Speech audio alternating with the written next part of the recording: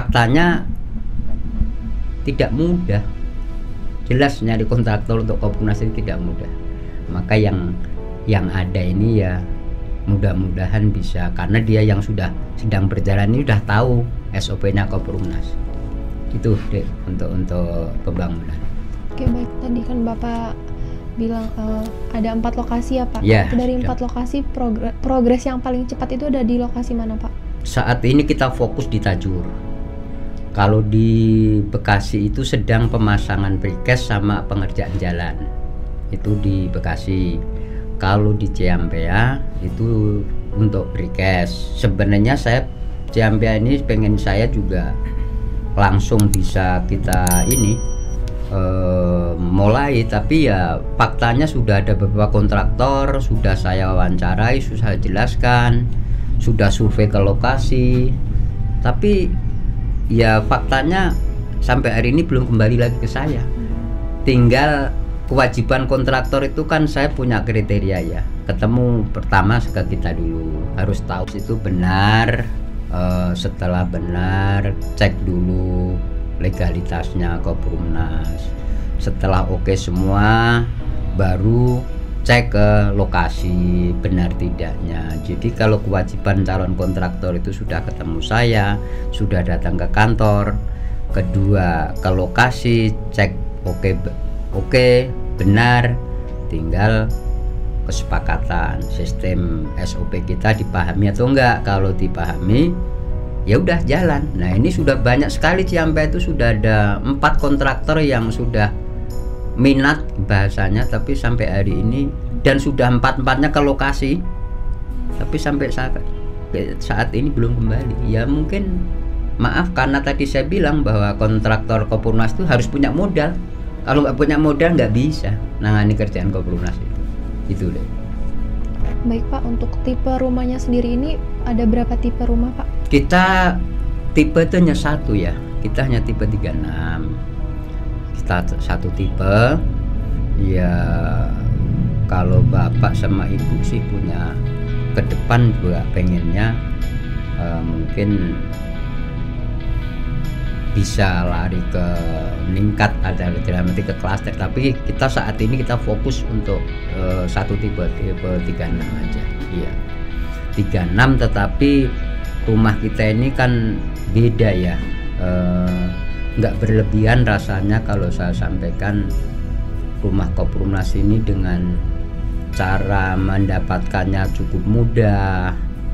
Karena kita berakhlak syariah ya, kita nggak ada DP, nggak ada apa, tapi ngelihat bangunannya rata-rata ya, kalau boleh untuk supaya apa ya, tidak saya yang bicara tentang masalah mutu, bisa juga mungkin ditanyakan langsung sama konsumen. Kalau saya karena orang yang dikasih tanggung jawab untuk melaksanakan pembangunan, saya kategorikan dibilang tipe rumah subsidi itu karena tipenya aja. Kalau bangunannya luar biasa, terasa klaster.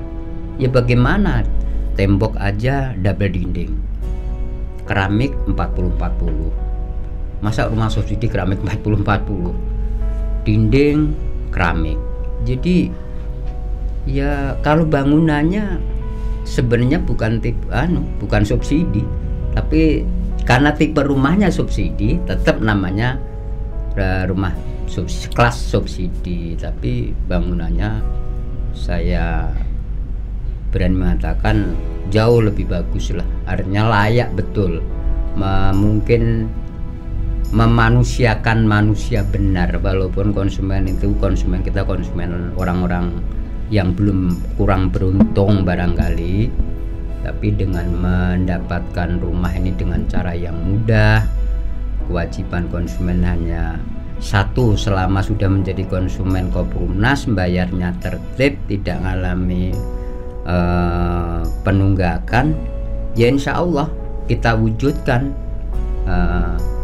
bangunannya benar-benar lumayan ya. Menurut saya bukan subsidi kalau rumahnya, karena tanahnya aja. Jadi maka dibilang rumah subsidi, kelas subsidi gitu. Oke Oke, baik. Untuk satu rumah itu terdiri dari berapa ruangan, Pak? Ada berapa kamar? Untuk kamar ya 2 kamar. Jadi 2 kamar, ruang keluarga, dapur, kamar mandi, masih ada sisa tanah di belakang. Jadi ya kalau untuk keluarga kecil sih sudah ideal kalau menurut saya, karena kamarnya udah langsung 2. Jadi kalau sudah STK bener-bener sudah tinggal di rumah beneran, nggak seperti saya dulu. Saya di PTN. Jadi jadi kalau saya cerita begini cerita fakta. Bahkan sampai hari ini saya tinggal di PTN. Yang saya bangun rumah kelas subsidi, kalau dulu kan PTN. Ya jauh kemana-mana. Jadi saya bisa cerita karena saya sendiri tinggal di PTN. Gitu deh. Oke, baik Pak. Untuk target Bapak sendiri nih dalam tahun ini nih, untuk pembangunannya mencapai berapa persen Pak untuk targetnya?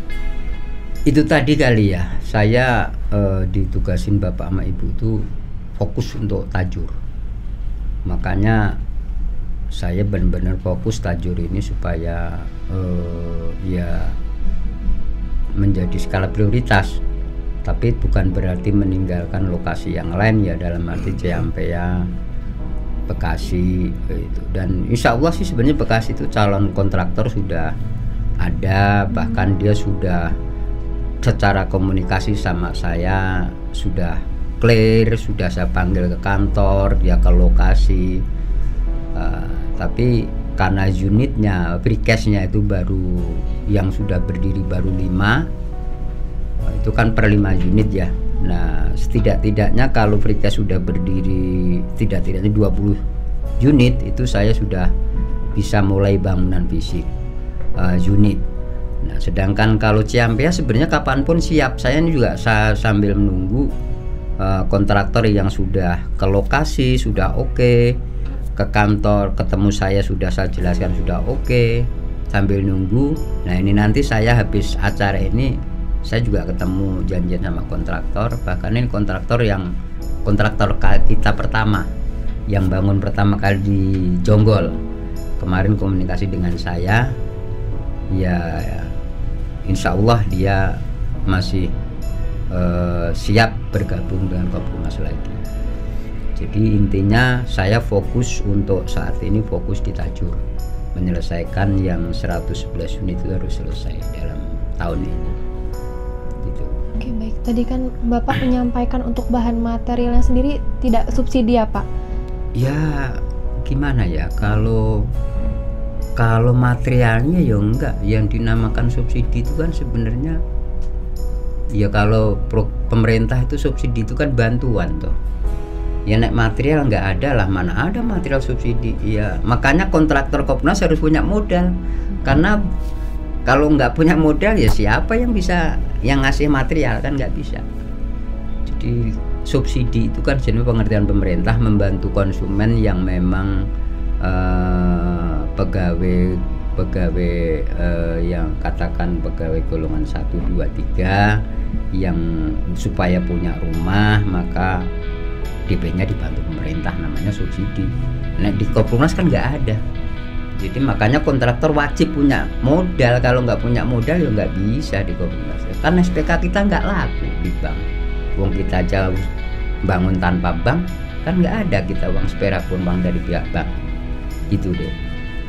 Untuk pembangunan konstruksinya sendiri menggunakan material apa Pak? Ya kita untuk bangunan konstruksinya itu kan kita pakai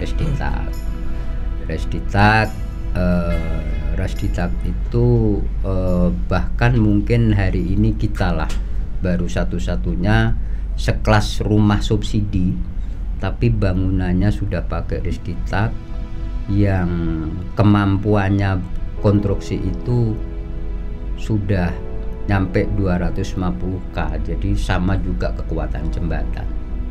Dan kelebihan yang kedua, konstruksi rumah kita ini sudah disetting untuk bisa 2 lantai. Jadi kalau toh nanti konsumen ini mau mengembangkan buat kamar ke atas, itu sudah bisa langsung dikerjakan, nggak mesti harus membuat cor ulang tuh enggak. Inilah salah satu kelebihan rumah kita. Jadi ya saya pikir betul-betul Koprunas luar biasa. Kita membangun rumah sekelas subsidi, tetapi proyeksi kedepannya konsumen sudah dipikirkan. Kalau sampai keberkahan rezeki buat membuat kamar atas pun sudah kita pikirkan. Jadi konstruksi kita konstruksi siap untuk 2 lantai rumah Koprunas.